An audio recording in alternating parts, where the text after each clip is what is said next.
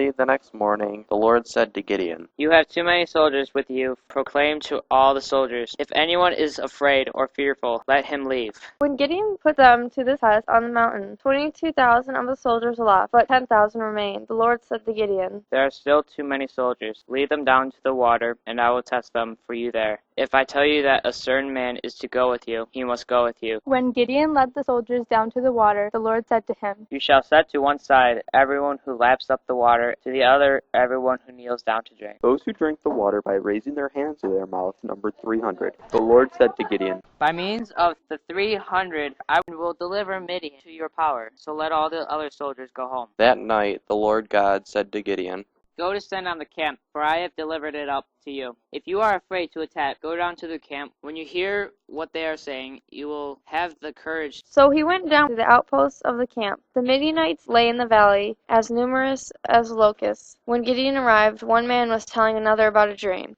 "I had a dream," he said, "that a round loaf of barley bread was rolling into the camp of Midian. It came to our tent and struck it, and as it fell, it turned the tent upside down." "This can only be the sword of the Israelite, Gideon," the other replied. When Gideon heard the description and explanation of the dream, he prostrated himself. Then returning to the camp of Israel, he said, "Arise, for the Lord has delivered the camp of Midian into your power."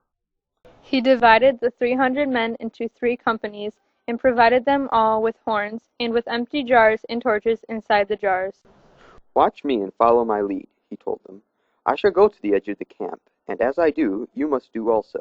When I and those with me blow horns, you too must blow horns all around the camp, and cry out, 'For the Lord and for Gideon.'" So Gideon came to the edge of the camp. All 3 companies blew their horns and broke their jars. Throughout the camp, the Lord set the sword of one against another.